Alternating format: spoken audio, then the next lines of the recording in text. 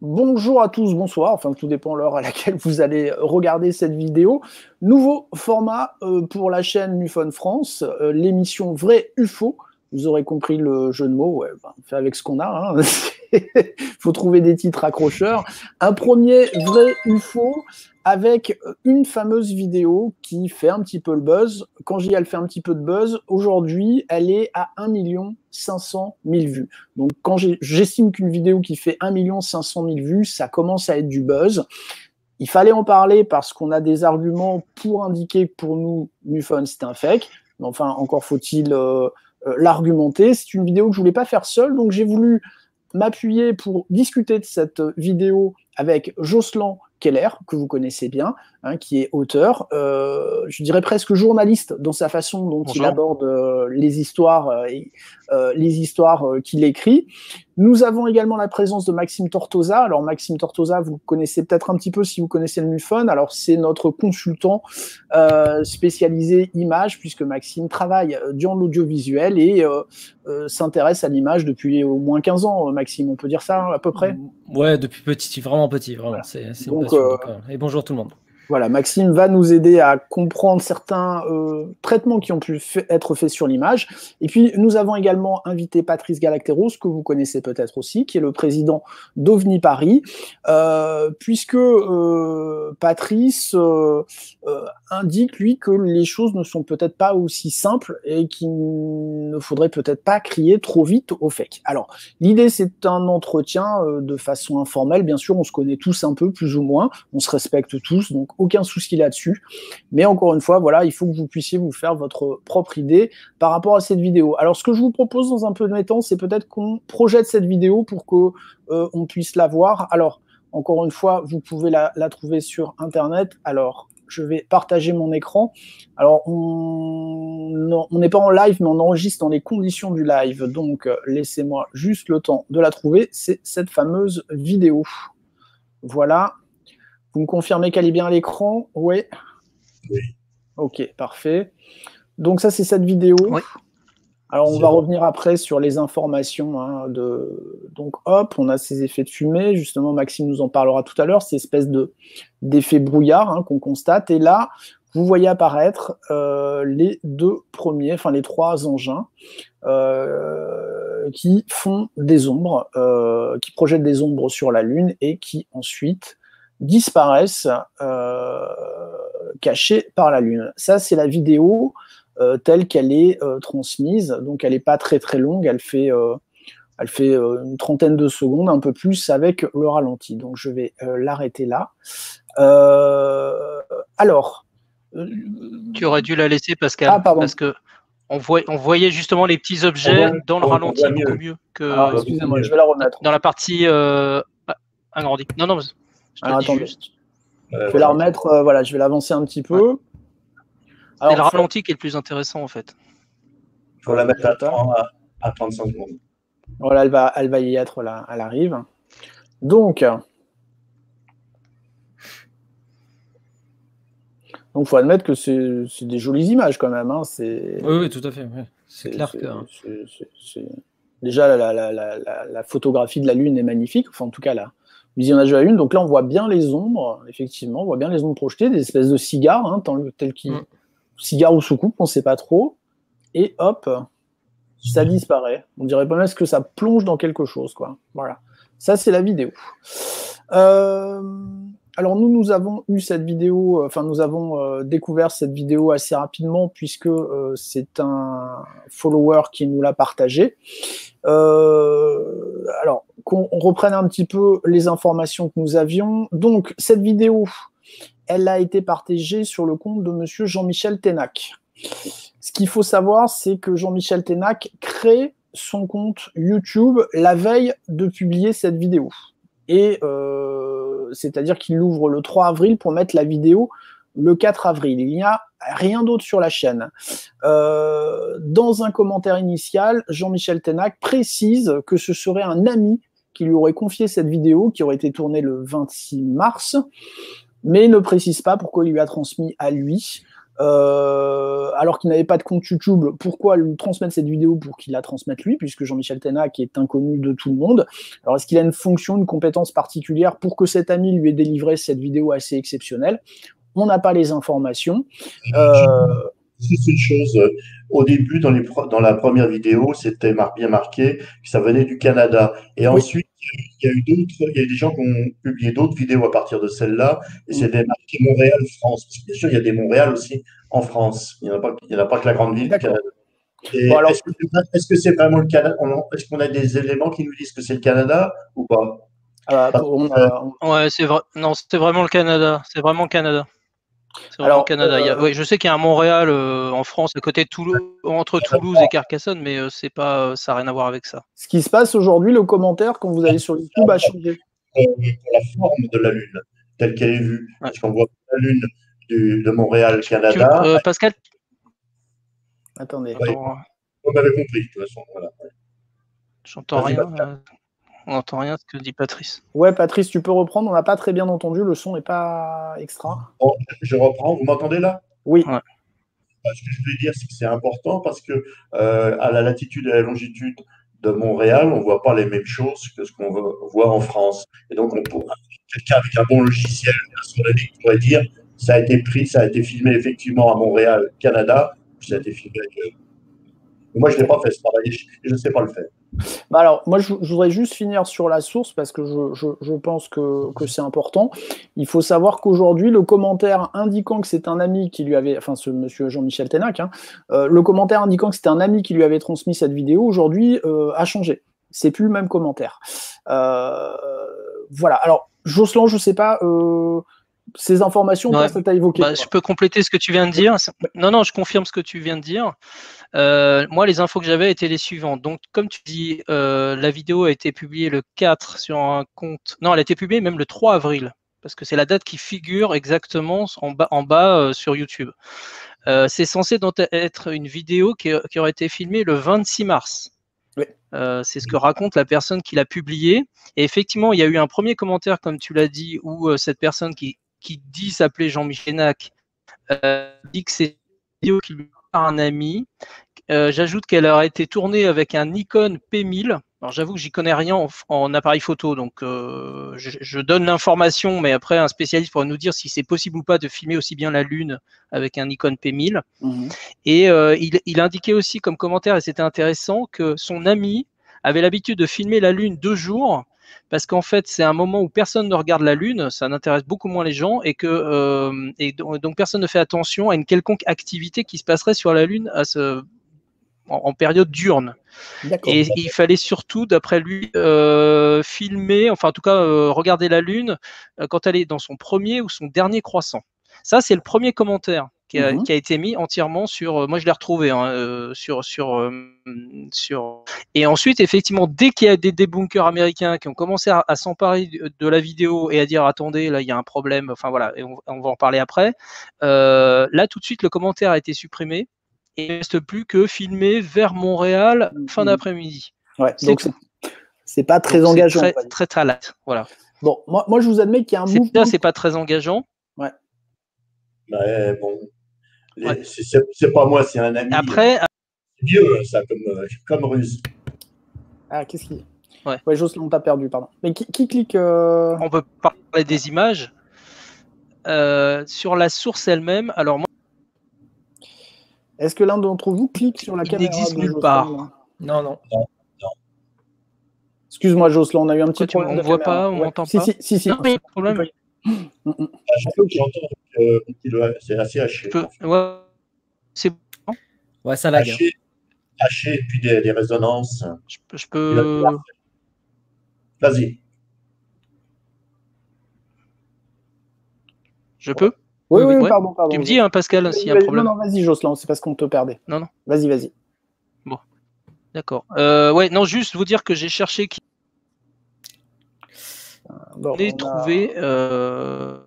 n'ai trouvé personne. D'accord. Bon, je suis désolé, on a un problème. On a un petit problème technique, mais on a compris qu'effectivement, toi, tu as fait des recherches sur Jean-Michel Tenac et tu n'as trouvé personne. de ce nom-là sur qui que ce soit. Hein. C'était bien ce que tu voulais dire. Alors j'ai pensé que c'était un pseudonyme et que Ténac, tu vois, quand tu le retournes, ça fait. Donc j'ai cherché un Jean-Michel Canet aussi, si existait, j'en ai pas trouvé non plus. Enfin, en tout cas, qui habite au Canada, au Québec, etc. Personne. Moi, je suis assez étonné. Enfin, après, je vais juste terminer là-dessus. Je suis assez étonné que je me mets dans la position de quelqu'un. On te donne une vidéo sur laquelle il y a quelque chose d'extraordinaire. Est-ce que tu vas sur YouTube créer un compte alors que personne ne te connaît, tu vas publier cette vidéo avec un commentaire qui ne veut pas dire grand-chose, sans demander l'aide de personne, sans demander, tu vois, conseil, en disant, bah voilà, j'ai cette vidéo, qu'est-ce que vous en pensez? Le fameux Jean-Michel Ténac est injoignable, personne ne peut échanger avec lui, savoir qui il est. Donc voilà, tout porte à croire que soit il n'existe pas, c'est quelqu'un d'autre, et que il a posté cette. Enfin, moi, je sais que si j'étais dans la situation de Jean-Michel Ténac, je ne ferais absolument pas ce qu'il a fait. J'irais soit vers des organismes, soit vers des astronomes, soit vers le MUFON, soit voilà, je demanderai à des gens qui sont des spécialistes qu'est-ce qu'ils en pensent, et même j'irais peut-être voir Paris Match ou ailleurs en disant j'ai un truc assez incroyable, qu'est-ce que j'irais pas me mettre sur un YouTube anonyme en comptant sur un bon, il a réussi à faire buzzer son truc, mais voilà quoi. Voilà, c'est tout ce que j'ai à dire. Ok, Patrice? Je ne sais pas parce que ce gars-là, apparemment, il photographiait la Lune, il filmait la Lune de façon systématique pour rechercher une activité. Donc, il avait une idée derrière la tête. Ah, si on se met dans son... Non, mais c'est pas lui, c'est son ami déjà. Hein. C'est même pas lui. Mais son ami, Patrice, c'est son ami. Oui, mais moi, si je veux pas me mettre en avant, je vais dire c'est mon ami. Mais c'est pas moi, c'est mon ami. Bon, elle est connue cette méthode. Enfin, c'est connu si je vais dans un sex shop, pas si je filme des ovnis, quoi. Mais si justement, s'il a honte, il faut qu'il fasse autre chose, quoi. Mais justement, il y a beaucoup de gens qui ont honte de parler d'ovnis, qui ne veulent surtout pas. Moi, sans arrêt, on me dit il ne faut pas me filmer, il ne faut pas me photographier, etc. Ça ne m'étonne pas du tout. Mais ce n'est pas là-dessus que je voulais en venir. Ce gars était la personne qui a filmé était intéressée pour regarder une activité sur la Lune. Donc, je pense que cette personne-là s'intéresse aux ovnis. Ce n'est pas par hasard qu'elle a filmé ça, mais que ce soit un fake ou pas. Ce n'est pas par hasard, il y a un intérêt derrière sur les ovnis. Et donc, cette personne-là, elle sait très bien qu'il ne faut pas s'adresser à un astronome professionnel parce que tu vas te faire jeter, mais c'est évident. Jamais ça va passer. J'ai une photographie, j'ai une vidéo de la Lune où on voit des objets. C'est même pas la peine de présenter un astronome. Ça me donnera strictement rien. Donc, pour moi, l'idée de le mettre dans YouTube, pourquoi pas? Surtout si tu n'es pas un spécialiste de la vidéo, tu sais pas faire grand-chose en termes de transformation. Bon, je m'arrête là. Bon, moi, j'entends ce que tu me dis, Patrice. Bon, après, c'est vrai que je cherche une activité, je trouve 3 cigares qui, selon les ondes, font 2 km. Je vais essayer de mettre ça en avant quand même. Enfin, je vais pas foutre ça sur YouTube en sachant que ça va être traité de fake dans la seconde parce qu'on n'a pas la source, parce qu'on n'a rien, quoi. Enfin, tu vois, c'est un peu. Je vais dire une chose. Moi, pourquoi je dis comme ça? En 2016, j'ai vu là, exactement d'où je suis, là, devant ma fenêtre, j'ai vu quelque chose d'extraordinaire.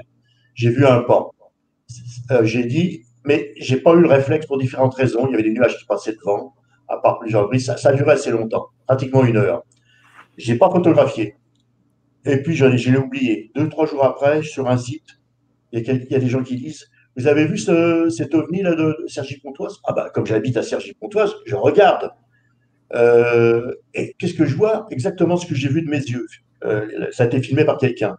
Et tout le monde disait, c'est un fake, mais le web en est plein de ces trucs-là, mais arrêtez, c'est un fake. Allez. Donc, ma propre expérience, si tu veux, me fait dire que, attention les gars, si on s'intéresse aux ovnis, il faut quand même, à un moment ou à un autre, croire aux témoignages, ou croire aux photographies, aux films, ou alors, on arrête tout. Oui, mais alors, moi, je veux bien, mais il faut que j'ai la source, et il faut qu'elle m'explique comment les choses se sont faites. Eh ben, la source, en ce qui concerne mon témoignage, la source, je ne l'ai pas. J'ai le film, j'ai téléchargé depuis YouTube, j'ai téléchargé sur mon ordinateur. J'ai bien vérifié que c'est vraiment la même chose que ce que j'ai vu, pris sous un angle très différent, parce que ça a été pris carrément à... Non, Patrice, je te parle de ce cas-là, moi. Du cas-là. du cas-là, effectivement, on n'a pas la source. Oui, ok. Donc Mais- comment peut-on vérifier quoi que ce soit? Ah, ben, on peut pas. Et voilà, c'est problématique quand même en ufologie. On peut pas, Bah, mais donc, d'un autre côté, les premiers arguments, c'était un argument qui a été donné dès le début, je te l'accorde. Mais les autres arguments, c'était, mais attendez, c'est n'importe quoi, les ombres sur la Lune, puis regardez, ces ombres sont trop longues, et puis regardez, elles sont allongées. Alors que c'est d'un point de vue géométrique. Maintenant, tout le monde dit, ah, ça a été fait par de la CGI, et ça a été vachement bien fait. Ah, tu Bon, vois, bah il y a alors, on eu va, un changement considérable. bah voilà, on va en parler Maxime va avec peut-être pouvoir Maxime. nous en dire plus. Mais juste, j'aimerais qu'on soit clair sur la source. On est bien d'accord pour dire que la source n'est pas identifiable. Oui. D'accord. Oui. Et que ces motivations, bah, on peut faire toutes les hypothèses qu'on veut, Absolument. mais qu'on ne peut pas faire plus, quoi. Oui, je suis d'accord. Et reste quand même cette incompréhension de faire ça sur un compte Facebook qui vient d'être ouvert et qui semble être ouvert que pour mettre cette vidéo. YouTube, enfin, ok, d'accord. Oui. Hein, sur YouTube, que pour mettre cette vidéo, en fait. Bah, tu sais, il y a beaucoup de gens qui n'ont Avec, pas. avec un auteur qui est totalement lié au bataillon, qui est introuvable. Ok. Bon, alors, passons outre cet argument. Disons qu'effectivement, il a peut-être des motivations qu'on ne peut pas comprendre. Ok. Maxime, toi, tu as travaillé sur la vidéo. Exactement. Alors, toi, tu fais de la CGI, hein, donc j'en fais pas mal. C'est pas ma plus grosse spécialité dans l'audiovisuel, mais j'en fais pas mal. Donc, je pense avoir assez de recul pour détecter des petites choses. Je dis pas que je suis le meilleur des experts, mais voilà. Je rebondis sur une chose que Jocelyn a signalé tout à l'heure. La caméra la Nikon P1000, c'est ça.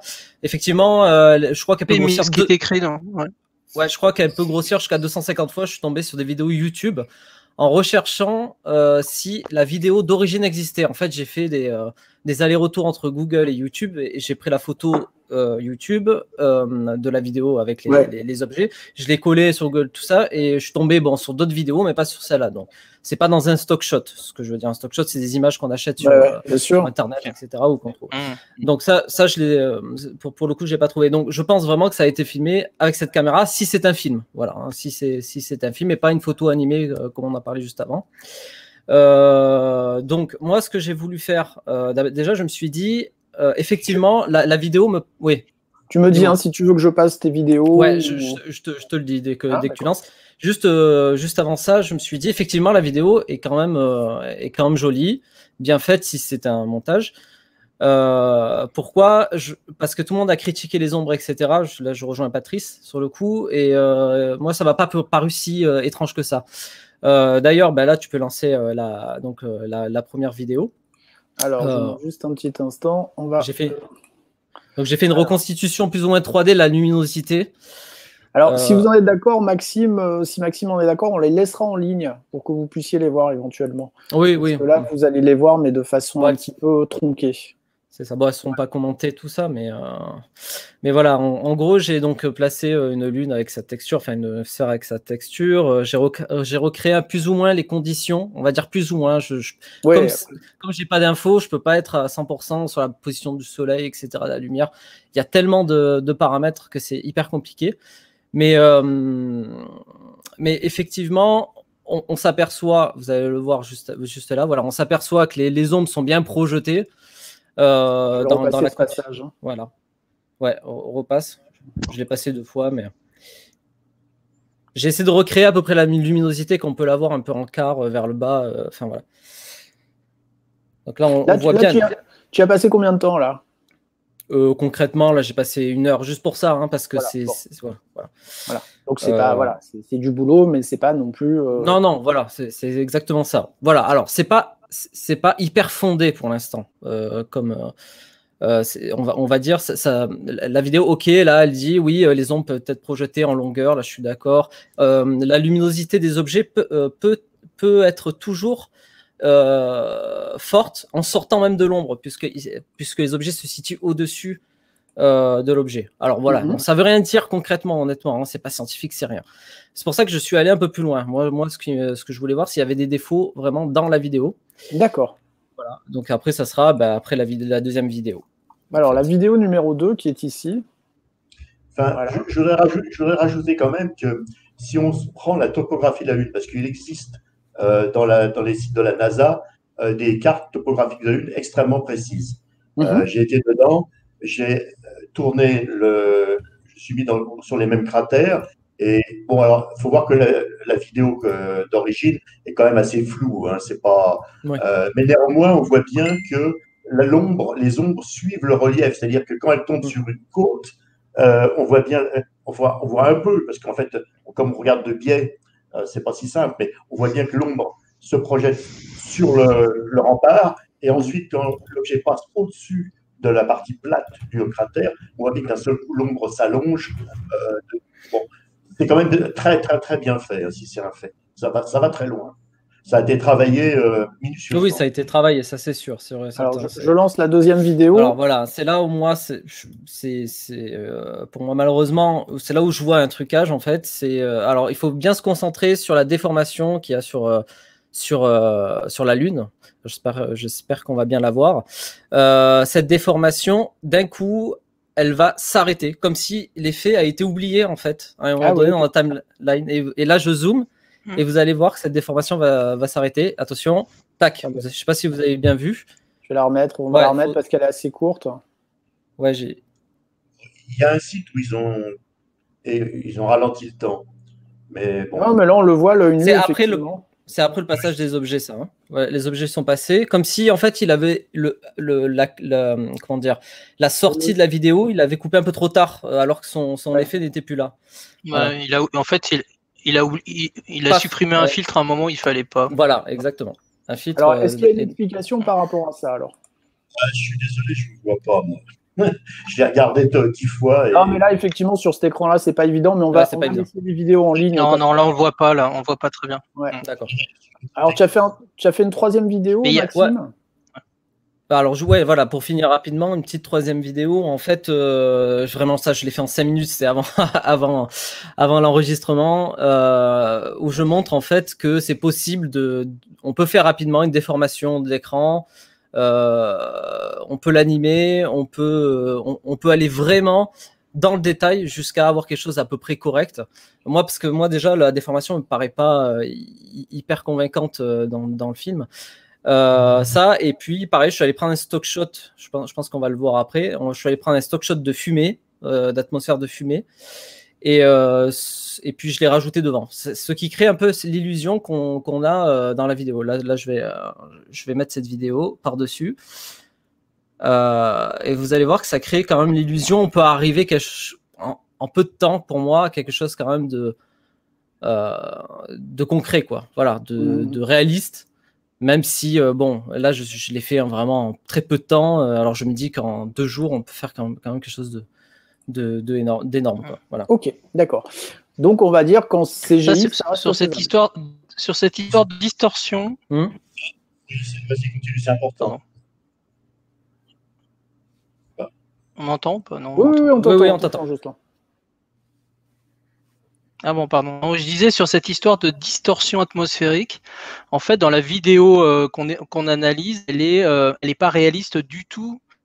Spécialiste. J'ai vu beaucoup de vidéos qui montraient la Lune exactement pareil, à peu près avec les mêmes tailles, etc. Et tout le monde disait non, la distorsion atmosphérique c'est beaucoup plus rapide et c'est beaucoup plus ténu. On n'a pas cette impression, comme Maxime a montré, de nuages ou de choses qui se déforment. C'est beaucoup plus diffus. Alors je vous invite à aller voir. Moi je vous enverrai des liens de vidéos que j'ai trouvés qui montrent ça et on voit la différence, c'est énorme. Enfin on a vraiment l'impression que dans la vidéo qu'on analyse là, la distorsion est artificielle. C'est pas à la réalité, c'est tout. Exactement. J'aurais dû d'ailleurs la mettre dans la vidéo. J'ai tapé Nikon après P900 parce que à la base c'était ça que j'avais trouvé qui était filmé avec la Lune, etc. C'était ce modèle-là. Et effectivement, la distorsion c'est pas du tout la même. Elle est très, en fait, elle est beaucoup plus légère et plus rapprochée en fait. Donc c'est moins déformé en fait, tout simplement.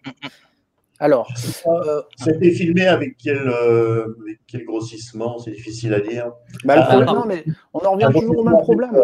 Patrice, on en revient toujours au même problème. N'ayant pas la source, on ne peut lui poser aucune question, en fait. Et c'est dommage parce que si on avait la source. L'argument de Jocelyn est assez bon. Il faudrait comparer avec d'autres films de la Lune pris dans les mêmes conditions pour voir quel type de distorsion on peut avoir. Bah, Ça je- dépend du faut temps, voir. la distorsion. Je peux t'envoyer un lien si tu veux. Alors, tu as partagé, Ouais, moi, j'ai des liens aussi. Ouais, voilà. Patrice, tu as partagé donc l'analyse de Georges Metz, qui a fait une analyse du phénomène et qui indique que alors, elle est disponible sur la page Facebook d'OVNI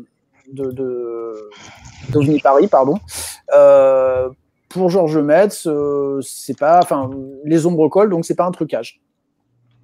Oui, il répond là-dessus, oui, tout à fait. Et la source, bah, c'est pas un problème, quoi. À ce niveau-là, c'est effectivement, il y a une question comment dire, de crédulité ou pas, de position intellectuelle vis-à-vis des témoignages. Ouais, enfin, je sais pas si c'est de la crédulité, hein, Patrice, mais. Est-ce que tu jettes systématiquement tout ce qu'on compte? Parce que sur Internet, tu as énormément de choses comme ça qui n'ont pas de source. Bah oui. Oui, bah, en général, on les écarte. Enfin, la source, si tu veux, pour moi, est quand même une. Le département de la défense américain qui nous montre des tic-tac. Et en fait, ils ne nous montrent pas grand-chose quand on y réfléchit. Sauf que là, on a la source, quoi. Ouais, mais ce qui ne veut pas dire que, ouais. ne veut pas dire que ce soit. Ce que c'est, toujours est-il. Il y a même des gens j'ai même quelqu'un qui a écrit. Il n'a pas eu peur. C'est un pélican. Oui, oui, il y en a un qui a dit que c'était une mouche, hein, collée à la caméra. Hein, y a pas de. Mais là, au moins, on a la source. Bon, écoutez, voilà, je pense qu'on a avancé quelques arguments. Moi, je vous admets que personnellement, la source me paraît franchement foireuse. Voilà, donc c'est vrai que ça me gêne un petit peu d'aller plus loin quand je peux même pas interroger le témoin, parce que sinon, c'est faire confiance à une photo ou une vidéo. Et je pense que Maxime a montré qu'en tout cas, sans montrer que cette vidéo était faite à coup sûr, mais qu'en tout cas, avec un petit peu de travail, un petit peu de maîtrise des outils, on peut y arriver. Et Patrice nous indique que la source peut avoir des motivations qui ne sont pas spécialement celles qu'on aurait nous, ce qui ne rend pas la vidéo. Oui. Et moi, je dirais qu'il faut beaucoup de travail pour arriver à faire cette vidéo. Parce qu'elle est vraiment très détaillée, elle est très belle. Oui. Et il y a un autre point, c'est pas la première vidéo d'objets traversant la Lune que j'ai vue. Malheureusement, mais alors ça, c'est un argument que j'entends. C'est pas, enfin, moi, je ne dis pas qu'il n'y a rien sur la Lune, je n'en sais rien. Je dis simplement que cette vidéo-là ne peut pas être servie comme une preuve ultime. C'est ça que je dis. Hein. Je dis pas tous les documents montrant des trucs sur la Lune sont pourris. C'est pas ce que je dis. Mais je dis que là, on n'a pas les arguments pour pouvoir parler d'un smoking gun avec cette vidéo. Ah, bien sûr, c'est pas un smoking gun, ça je te l'accorde. Ouais, mais 1 500 000 vues, quoi, tu vois. Enfin, moi, c'est ça qui m'affole. Ouais. Moi aussi. C'est sûr. Je peux les faire, les 1 500 000 vues, du coup. Ouais, moi, je veux dire, c'est. Enfin, moi, je donne mon avis. Après, à la rigueur, je vous invite chacun à donner votre avis. Mais pour moi, cette vidéo, c'est une forme de putaclic, quoi. Alors, elle n'est pas monétisée, hein, mais voilà, il y a un gros coup de pub qui est fait autour de ça. C'est dommage pour Monsieur Ténac, parce que là, avec 1,5 million de vues. Ah, bah, il aurait dû la monétiser, ouais. Mais il n'a pas monétisé, justement. Par contre, juste, j'insiste une dernière fois, vraiment, il faudra regarder la vidéo à la fin. Je crois que c'est la 39e seconde où on voit vraiment le calque s'effacer, enfin le calque de distorsion. Et ça, c'est vraiment dommage pour une vidéo vraiment jolie, par contre. Ça, je peux pas l'enlever. Maxime, ta conclusion, toi? Ma conclusion, c'est que c'est une très belle vidéo, mais fabriquée, pas plus que ça. Voilà. Enfin, peut-être, j'ai juste un doute sur est-ce que la Lune a vraiment été filmée ou est-ce que c'est une photo. Enfin, t'as pas de doute sur les objets. Bah, pourquoi il aurait rajouté des filtres par-dessus voilà. Ouais. Je pourrais qu'à la rigueur. Jocelyn, toi, ta conclusion? Pareil, moi je pense que on va le dire clairement que c'est un fake. D'ailleurs, j'ai 2 autres arguments. D'autres n'a filmé ça. Alors qu'on peut penser, avec le nombre de gens qui ont un télescope avec des appareils photo sophistiqués qui sont pointés vers la Lune en permanence, jour et nuit dans le monde, qu'à un moment, personne n'ait filmé quelque chose de même similaire. Voilà. En disant, là, ça aurait pu être effectivement intéressant de comparer. Et puis, non, et puis la deuxième chose, c'est que j'ai vu un Américain qui a refait cette vidéo, mais point par point. Juste en utilisant un logiciel CGI, il l'a refaite et il a expliqué, il a mis tous les filtres, etc. Il a dit voilà comment on fait cette vidéo. Donc, bon, ok. Donc pour moi, c'est quand même, ça fait énormément de vaisseaux qui vont dans le sens que c'est un fake. Patrice, ta conclusion? Ma conclusion, c'est que je ne sais pas, je trouve ça intéressant. Je reste ouvert à la possibilité que ce soit une vraie vidéo. Je le mets dans un coin de ma mémoire. Voilà. Effectivement, c'est pas un spooking. Je l'accorde. Il n'y a pas de source. Ça, c'est le plus grave pour moi. Voilà, c'est un document qu'on ne peut pas présenter au grand public comme étant une preuve définitive du phénomène OVNI. Bon, ok. Bon, à la rigueur, c'est une conclusion qui nous correspondra à tous, je pense. Oui. Au-delà d'un consensus. Bien, et vous l'aurez noté, c'est marqué. Après, on peut réouvrir. Oui, pardon. Ouais. On peut rouvrir le dossier s'il y a de nouveaux éléments qui arrivent. Ah, mais moi, j'ai invité Jean-Michel. Jamais rien n'est écrit dans le marbre. Hein, donc, moi, mais nos colonnes sont ouvertes à Jean-Michel Ténac. Hein. Je suis pas sûr que les gens filment la Lune le jour. Il y en a tant que ça. Bien le montrer. La nuit, oui, c'est sûr et certain. Il y a des gens qui filment la Lune. Parce qu'il y a des amateurs qui s'intéressent aux événements, comment on appelle ça, les événements genre météorites qui touchent la Lune, genre peut-être éruption de gaz, des choses comme ça. Ils cherchent ces événements-là, mais d'un point de vue purement astronomique, hein, indépendamment des ovnis. Et il y a quand même quelques groupes de travail dans le monde qui. Mais le jour, ça m'étonnerait que les gens filment beaucoup la Lune le jour. C'est une idée qui n'est pas bête, mais bon. Bien. Bah, écoutez, pour ce premier vrai ou faux, je vous propose qu'on s'arrête là. Voilà, tout le monde a pu avancer ses arguments. Hein, vous prenez ceux qui vous intéressent, vous laissez ceux qui ne vous intéressent pas. Messieurs, merci beaucoup de m'avoir accompagné pour ce premier numéro. Je vous demanderai juste de ne pas vous déconnecter tout de suite. Je vais lancer l'écran de veille et on se retrouve tous les trois dans 30 secondes. Merci beaucoup, à bientôt à tous. Merci. Merci.